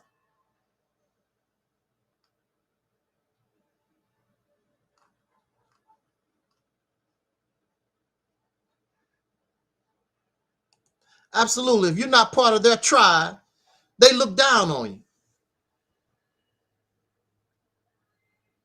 Now, for any oppressed person, you can establish an alliance with any other oppressed person, but I don't need you like that. Like you don't need me. It ain't that serious. I'm not kissing your ass because I'm supposed to be an African. These people have land, they have a continent, they have countries, and you worried about them. Where's your land? Where's your resources? How the hell are you going to be worried about somebody that got all these things and you don't have nothing to talk about Africa? Yes. The whole thing, the whole mindset is stupid to me. If I'm going to worry about somebody, I'm going to worry about the once called American Negro, the people that I come from, the people that Dr. King died for, and Medgar Evers died for, and Coretta, and Harriet Tubman. Us, mine, me. That's who I'm going to worry about. First, priority. You got to take care of your own first.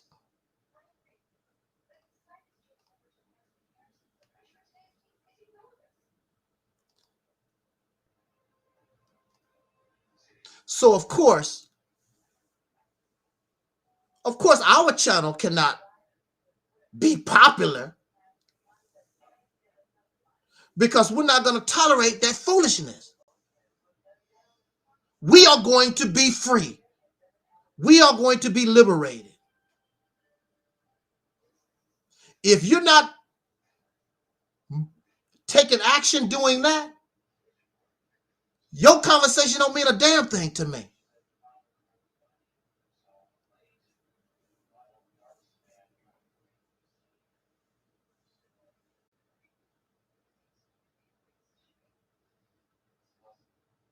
Razzie says, but they bow down to the white man for everything.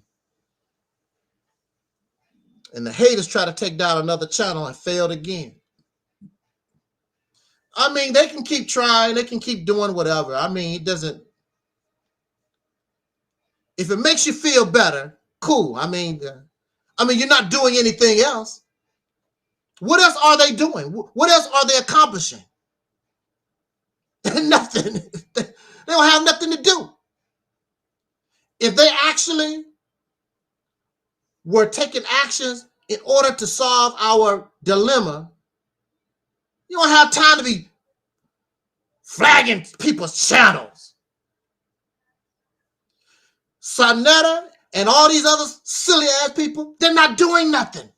That's why they have the time to flag channels and spread gossip and all this other foolishness. Because they're not doing anything. And they hope that you don't listen to Angelsnupnup7. Because I don't want your money. I want you free. I don't want your booty. I want you free. I want us liberated. I want you free. I want you to have yours because you deserve it.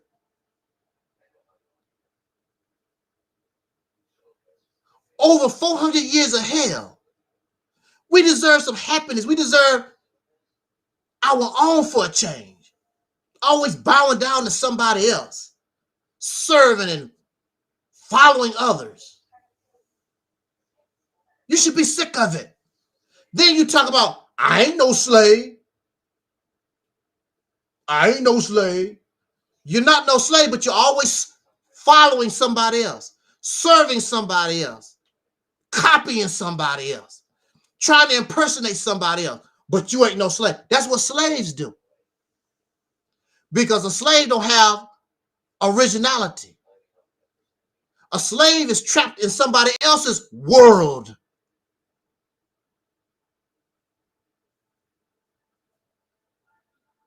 How can you be free, but you copy others? So you don't have to take my word for it. Just go on Facebook, go on YouTube, look at the videos, the nothing ass conversations. Go. You don't have to take my word for it. Listen to them. When I listen to black YouTube, I have to sit on the toilet because the shit give me diarrhea. It gives me diarrhea. Black YouTube is pathetic and pitiful. Comedy show, entertainment. Liberation, freedom is not entertainment. It's not edutainment either.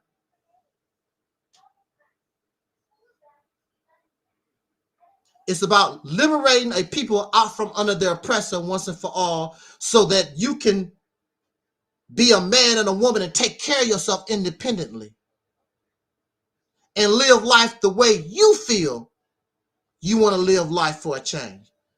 Instead of listening to other people or some God or some devil, you finally have a chance. Take control of your life and take control of your destiny. That's what it's about. Be a man. And these women cannot stand up to be women because their men are pitiful, pathetic losers. And you can't control your little thing between your legs. You got to have somebody humping you between your legs. You so damn weak and pathetic. I'm going to say this. You tell this man, woman, you don't get no more putty tat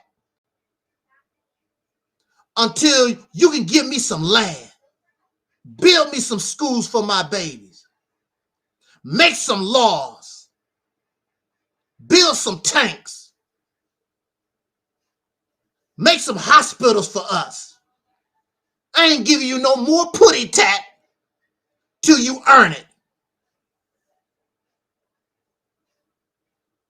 And you know these men got to have some putty tat. They got the stokey dokey, you know. But now they can earn it. They building you a hospital. They control a river, bring water into your house, the electricity and the gas. They got a military to defend you against domestic and foreign attack. No more gang members in your neighborhood. I don't know where you're going to do your gang stuff at, but you're not going to do it here with us. Grandma feels safe. The children can play in the park, don't have to worry about no thugs and no pedophiles. But you're going to keep giving him the putty, and he's not going to give you nothing in return except talk and wear a costume. I'm a strong African Hotep family. The reason why You're not liberated. The reason why you don't have real freedom is because you have not earned it. When you earn it, you're going to get your respect, whether they like it or not. Those people did not like me. They didn't have no choice. They had to respect me because I stood for mine.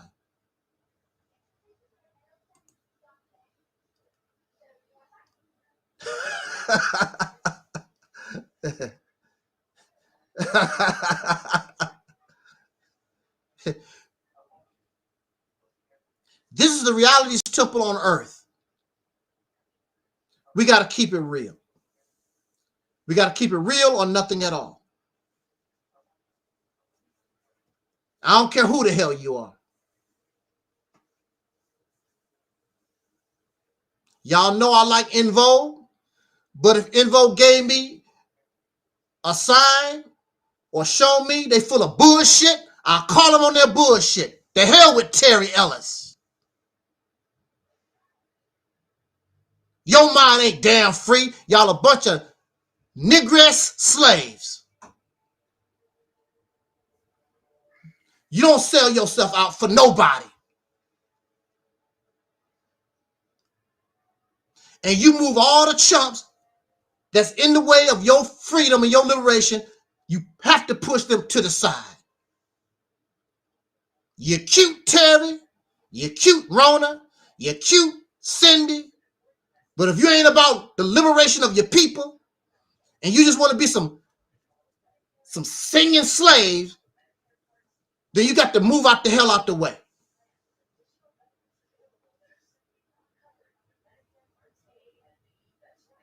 So what, you cute?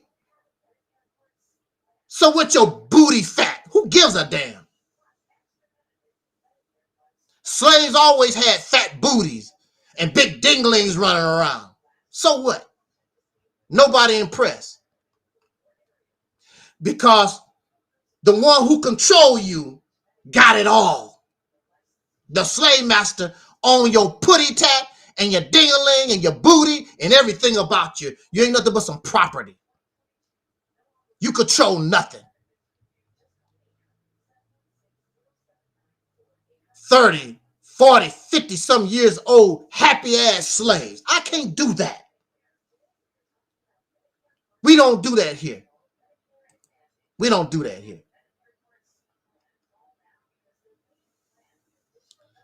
So on that note, I just wanted to rant a little bit and get that off my chest. I'm serious about mine. I'm not impressed by your gold and your little funky money and whatever. I'm not impressed by all that stuff. Because you don't control nothing. We do not act like grown men and women. We continue to act like slaves. And you're better than that. Stop listening to all these YouTube personalities and all these old preachers and these pimps that's out here. They're not looking out for your best interest. They just want to live good on the slave plantation. And I thought that y'all was against Coons and Sambos and Uncle Toms. But I guess if they are a pro-black Uncle Tom or pro-black pimp, it's all right. We call all of them out. It's not going to be tolerated. It's not going to be tolerated. And you should not no longer find that acceptable. Have some honor. Have some integrity. Have some pride in yourself.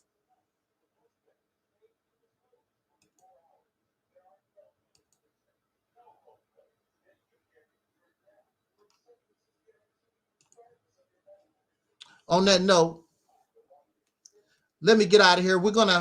I do on this channel, I believe I have later on this afternoon, some classic video clips I'm gonna play. And I'm feeling stronger, and we might come on later on the weekend and have another talk with us.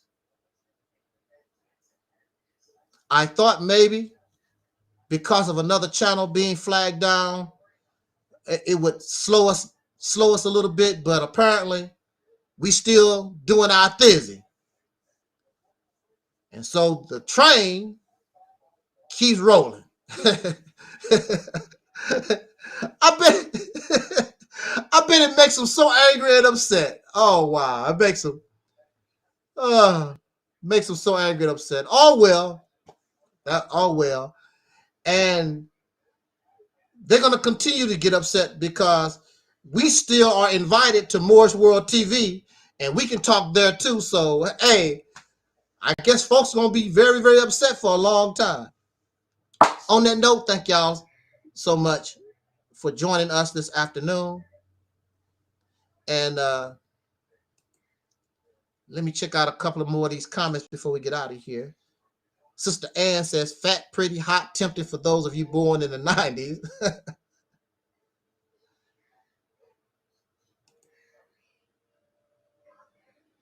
Yeah, Terry has a cute house. I love my sisters, but you know, some of us we're acting like slaves. We can't do the slave. This is 2022. We're gonna have to act like adults. We're gonna have to stop acting like children. We're gonna have to start acting and behaving like adults. We should no longer tolerate this position that we find ourselves in. You're gonna respect me, damn it, whether you like it or not.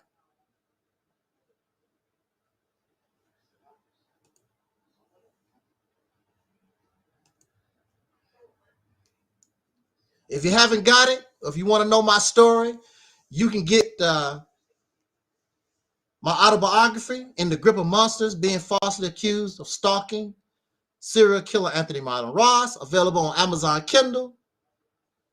The link is in the description box. You can easily find it on the internet, In the Grip of Monsters. I don't know what they're gonna do with his case. They still screwing around with his case. Also, you can donate to the platform if you want to and help us out a little bit. Cash App, Angelsnupnup7. Also, PayPal. Also, Zelly. You can do those different things too.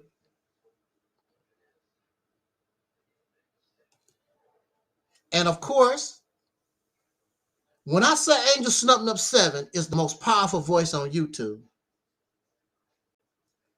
I'm talking about us. Y'all look. You are the reason why I am the most powerful voice on YouTube.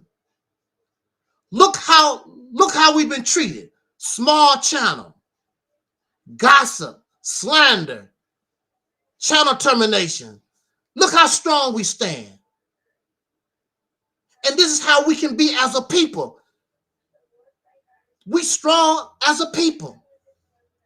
If we stop being scared, stand up and walk with pride. Have confidence in yourself. In the Grip of Monsters, Sister Ann put the links in the chat room.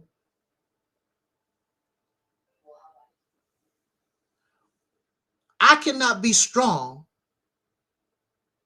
without you. Look how strong we are, 10 subscribers, and we get 10 views. Woo! Man, oh man. See, you never know what might happen in the future. When those 10 turn to 20, those 20 turn to 40, those 40 turn to 80. Woo! Because if we some bad mama jammas with 10, oh man. Because our 10 got to be real. Our 10 got to be strong.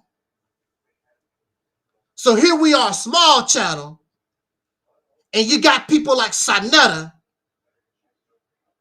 who can't keep his mind, his thoughts is on us. And his dingbat friend woman, whatever the hell she is, the big titty thing, ladies, Nepal thing, with her loser ass. All of them is losers. All of them is losers. They worried about what Angelsnupnup7 is doing. Wow. Incredible. Incredible.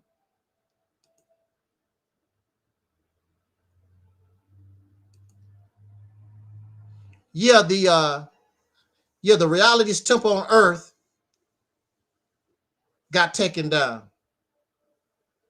I put another channel called Reality's Temple on Earth Phoenix. And so we're going to be building that one up also. Reality's Temple on Earth Phoenix. I'm going to start uploading a whole lot of the older videos, or I might not.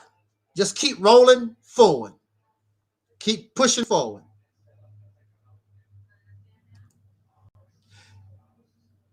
Reggie said, it's amazing how the haters have used this platform. Right. Ain't nobody listen to Angelsnupnup7. I only get 10 views. I only have 10 subscribers. But they use me, and I have been used to get them views and subscriptions.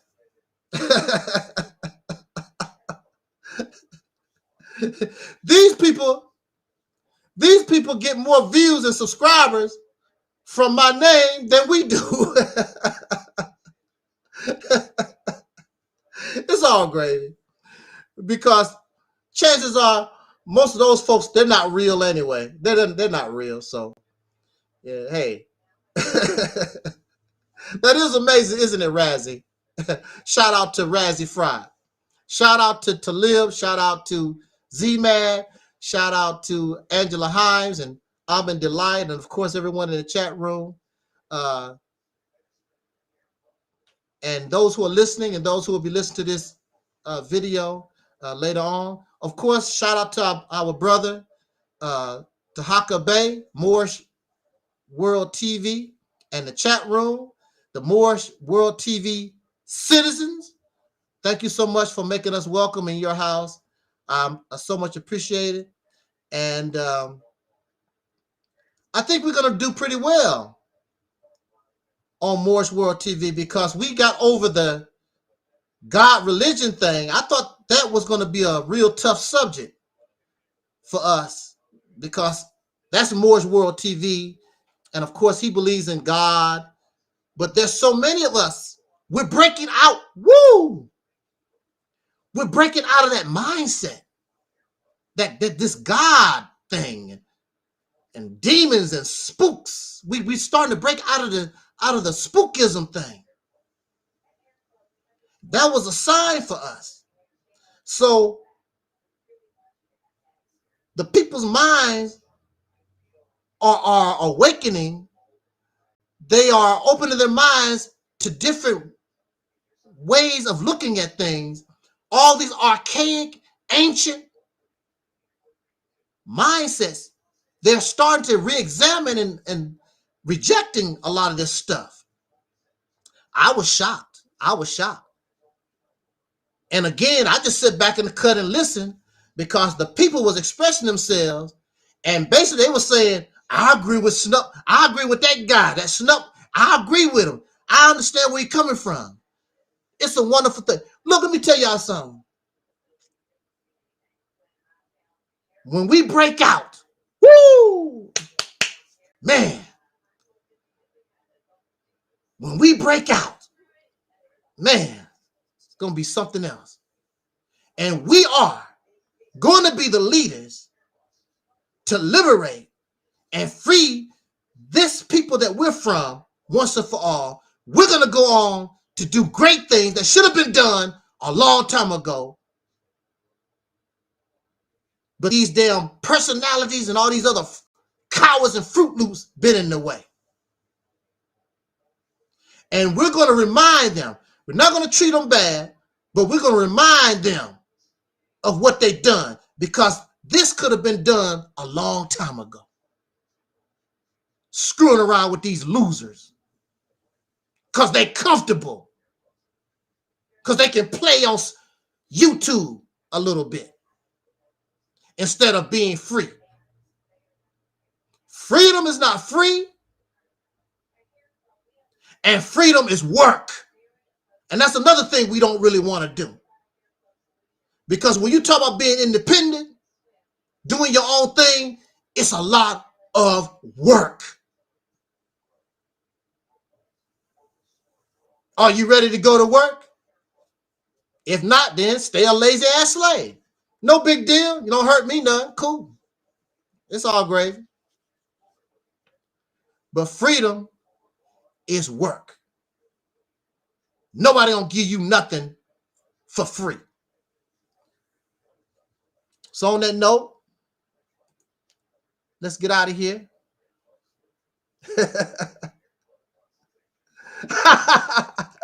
Just after he's about to turn Taharka Bay into atheist. Hey, never know. Never know. You know, get that mind to thinking. He's a thinker. He's a thinker. He likes to analyze things. And, you know, some of us, we get loyal. We get loyal to certain ideas. And that's a mistake. Be loyal to reality. Be loyal to truth. I don't care how much you like somebody or like something. You do yourself a disservice when you don't gravitate to the real.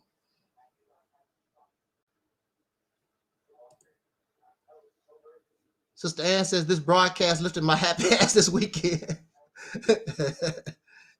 Of course, you're welcome, sister. Our sister Ann is in the house. I did too. I did not know that we would have such a good gathering. That's why I had to cut the video off, because the video, we've seen the video already. It was boring to me. And when Just Acting made that comment talking about revolution, it just made me, just perk me up. I just had to start talking about that, because that's what we are. We are revolutionaries, and we are real with ours. All this bull, I can't handle the bull crap no more. Bull doodle. Done with it.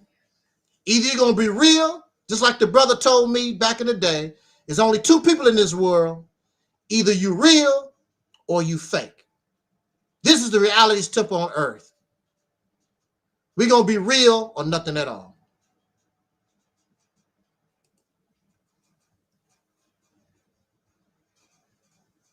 So again, on that note, what, for the fifth time? We're going to get out of here. And I will be joining us later for the classic videos to play in just a few hours there. Enjoy your company there, watching some of the old videos, and we'll catch everybody on the flip.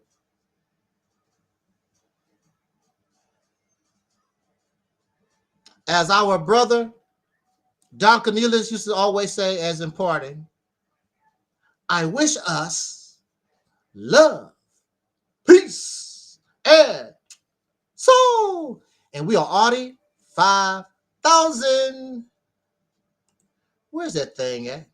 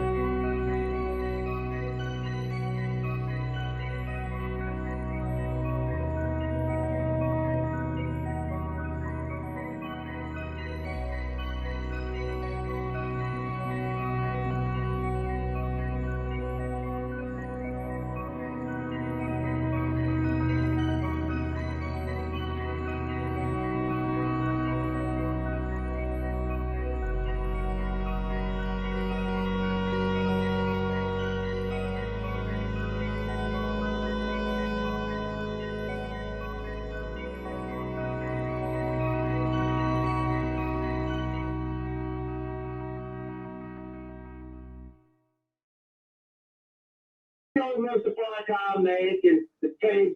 He don't know the history. He don't really know. But what is your thing with Ben X though? In a nutshell, what make you gonna get nothing? No, somebody here to say that you be getting that Ben X. I don't have nothing against. I think Ben X is a soldier. I would hope that Ben X would get on my side one day. Right. I love his tenacity. I love his vigor, his sincerity, his strength. I love that. Matter of fact, to be truthful, all the brothers and sisters, I think that those who join the nation of Islam, those brothers and sisters, look, let me tell you something. In the 1980s, I think it was still 1980. Mr. Farrakhan said the first time he tried to get Marion, he said he need a few $1 million to purchase Marion. The brothers and sisters, we raised $2.2 million in 2 months to help get Marion. That's how bad we were. Let me tell you how bad the fruit of Islam was. Now, we did not have social media. See, Brother Ben X got it sort of easy. You know, y'all youngsters out there, y'all got it easy. There was nothing easy. Minister Farrakhan would call us and say, I'll be in St. Louis in 3 days. Yeah. 3 days. We had to get out there, and I'm pretty sure you're old enough to remember, because I was in New York. Do you remember when Mr. Farrakhan came to the Armory in New York in 1981? The Armory? No, I can't say I do, but I've been following it. Oh, you're not from New York, all right. No, I'm from Baltimore. Okay. Well, in New York, Mr. Farrakhan came to the Armory. We only had a few days to get ready. We stayed up all night, and we got those glue, that paint, and them posters all over the city. Mr. Farrakhan coming, handing out flyers. And we filled the Armory up and the buildings next door, and still had people on the street. And we only had 3 days to get ready. That's how bad the FOI is. The brothers take care of business. The MGP, Mr. Farrakhan got some of the greatest helpers you could ever ask for. I know it. My family members, they ain't joking.